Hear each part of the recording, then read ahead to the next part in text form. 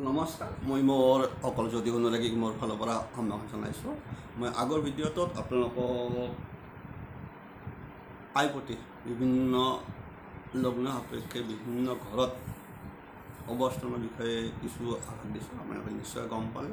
মই কৈছোঁ যে আপোনালোকৰ যে আৰু বিচাৰ কৰোঁতে বিয়াৰ বিচাৰ কৰাটো ভাল জানি থওক, কিন্তু কথা এটা কম যে বিয়স্থানৰ বিচাৰটোৰ ক্ষেত্ৰত অকণমান গণ্ডগোল আছে। এইটো বিশেষকৈ জানিবলগীয়া কথা অলপ আছে আপোনালোকক কৈছোঁ মই। কাৰণ আমি আপোনালোকে বহুত গ্ৰন্থত পাব, সৰু সৰু কিছুমান পঢ়ি থাকে, আপোনালোকে উঠি আজি পঢ়ি থাকে যিসকল চৌতিকা থ'লে গম পাব। তাত এটা কথাই লেখা আছে, বিয়স্থানত যি ভাৱত বহে সেই ভাৱৰে ফল হানি কৰে। প্ৰশ্ন অৰ্থাৎ বিয়স্থান বেয়াই, অৰ্থাৎ ব্যয় প্ৰতি। কিন্তু কথা এটা আপোনালোকক কওঁ, আমাৰ গ্ৰহৰ এটা কথা মনত ৰাখিব আপোনাৰ, যে যিকোনো গ্ৰহ ৰবি আৰু বিশেষকৈ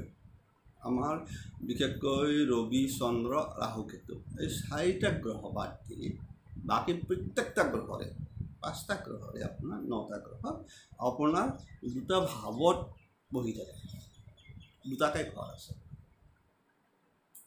আমি লেখাই আছে, ঠিকে কৈছোঁ যে বিয়াৰ প্ৰতি বিয়স্থানত যিকোনো ভাৱত ফল হানি কৰে। সঁচাই কৰিবনে? প্ৰশ্ন এইকাৰণে বিচাৰখিনি বিয়াৰ প্ৰতি বিচাৰ চাব লগা হয়। কেতিয়াবা তাৰ অৱস্থানো চাব লগা হয়। যেনেকৈ নিয়ম আৰু আমি চালে ভালকৈ চালে কথাই চাব লাগে। আমি কি ক'ব বিচাৰিছোঁ আপোনালোকক, যে বিয়স্থানৰ এই 5টা গ্ৰহৰ 2টা স্থান আছে। এটা বিয়াৰ প্ৰতি হ'ল, আনটো বেলেগটো হ'ব পাৰে। আপোনালোকে চিন্তা কৰিব কথাগেলা। গতিকে সেইকাৰণে কেতিয়াবা হয় কি আপোনাৰ বিয়স্থানৰ বিচাৰখন, তথাপিতো এটা কোৱা আছে যে ব্যয় প্ৰতি যি স্থানতে নভবাত কিয় আপোনাৰ সেই ভাৱত ফলৰ হানি কৰে, কিবা না আপোনাৰ হানি কৰে। এইটো কথা বিশেষকৈ দশা কালত চাব লাগিব। আপুনি যে গ্ৰহৰ বিচাৰ কৰোঁতে চাব লাগিব, আপোনাৰ বহি থাকে সেইটোও বিচাৰ কৰিব লাগিব। বিশেষকৈ আপুনি যে গোটেই ভাৱপতি হৈ আহিছে সেইটোতো নহ'ব। বিশেষকৈ তাৰ নিৰ্দিষ্ট এটা সময়ত তাৰতম্য হৈ থাকে, দেখা যায়। কিন্তু কথা মই এটাই কৈছোঁ, যে যিসকলে আপোনালোকে ভাবি আছে এই বস্তুটোৱে অকল কৈ থৈ দিছে, কিছুমান চাইছোঁ মই যে বিয়স্থানৰ অধিপতি যিকোনো ভাৱৰ ফল হানি কৰে। সঁচাই কৰেনে? এইটো এটা প্ৰশ্ন। তাৰ মাজেদি কিন্তু কথা এটা থাকে, আমাৰ যিসকল জ্যোতিষী তেখেতসকলে জানে, আৰু কিছুমান জানি নজনা ভাজৰাটো বেলেগ কথা, হয়তো কিছুমান বহুতো নাজানিবও পাৰে, মই একো নকওঁ।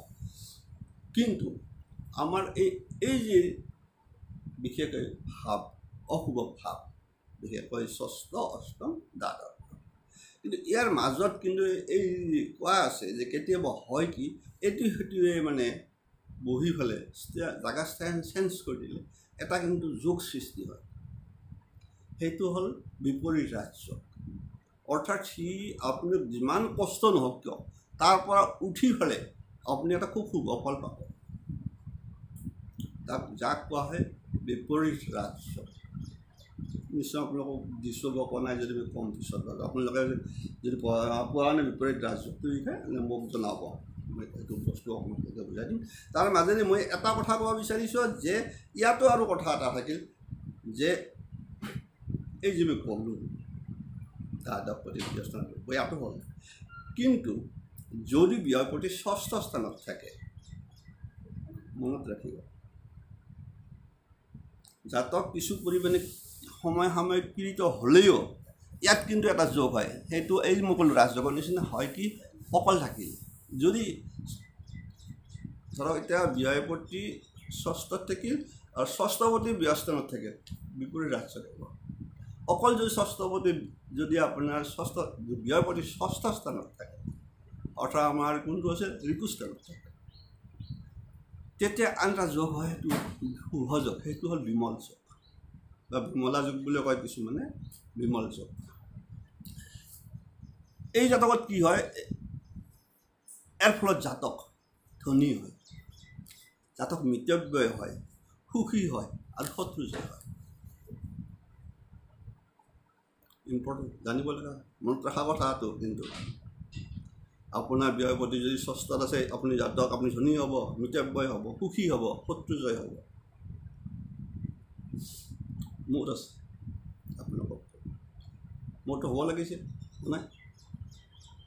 মোৰ দ্বাদশপতি গৈ আপোনাৰ ষষ্ঠ স্থানত আছে, মোৰেই আছে, বেলেগৰ নকওঁ। গতিকে বাস্তৱবাদী এনেইতো গোটেই মানে মোৰতো বেমাৰ আজাৰ গোটেই হ'ব লগাই আছে, দ্বাদশপতি হ'ব নেকি, মই ঋণগ্ৰস্ত হৈ থাকিব লাগিছিল। আপোনাক কথাটো কৈছোঁ, মোৰতো একো হোৱা নাই। মূল কাৰণটো মোৰ কুণ্ডলীখনত বিমল যোগ সৃষ্টি আছে, অৰ্থাৎ দ্বাদশপতি মোৰ ষষ্ঠ স্থানত আছে। তাৰ ফলত কি হৈছে, জাতক ধনী, মিতব্যয়, সুখী আৰু শত্ৰুজয়। আপোনাৰ গম পালে কেছটো, আমিতো ক'লোঁ যে মোৰ আছে। ঠিক সেইদৰে আপোনাৰ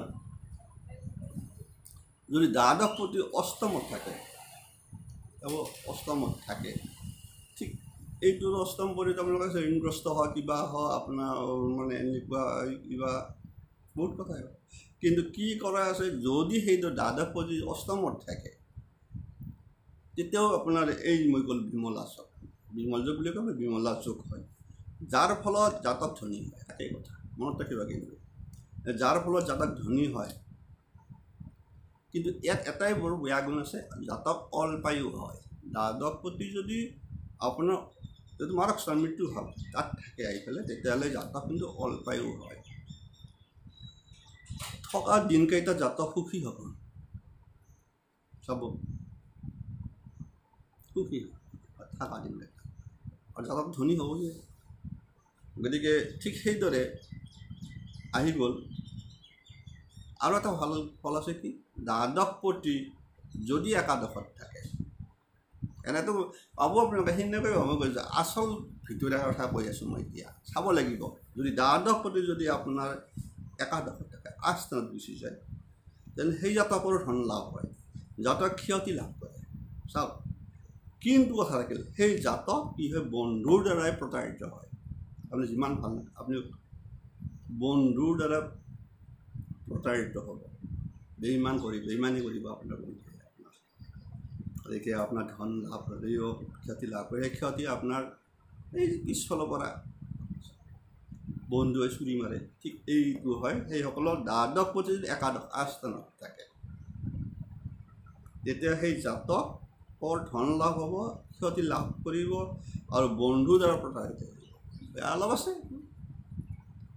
ঠিক সেইদৰে আহি গ'ল এটা, আৰু বিশেষকৈ দ্বাদশপতি যদি দ্বাদশত থাকে, তেতিয়া মানুহ বিভিন্ন কষ্ট ভোগ কৰে।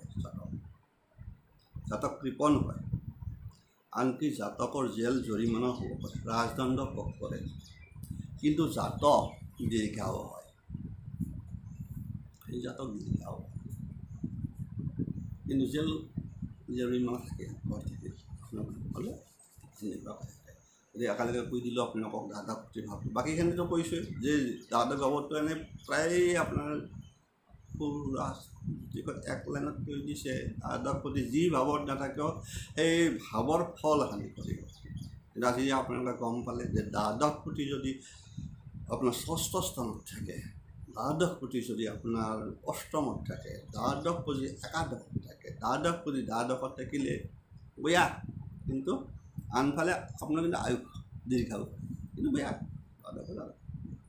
দেখা দেখিয়ে কৈছে আপোনাৰ কাৰদণ্ড হ'ব পাৰে, কিন্তু ঋণগ্ৰস্ততা হ'বই, আপোনাৰ বেমাৰ আজাৰ থাকিব। এৰি চব সকলোৰে মংগল হওক, সকলোৱে ভালে থাকক, কুশলে থাকক।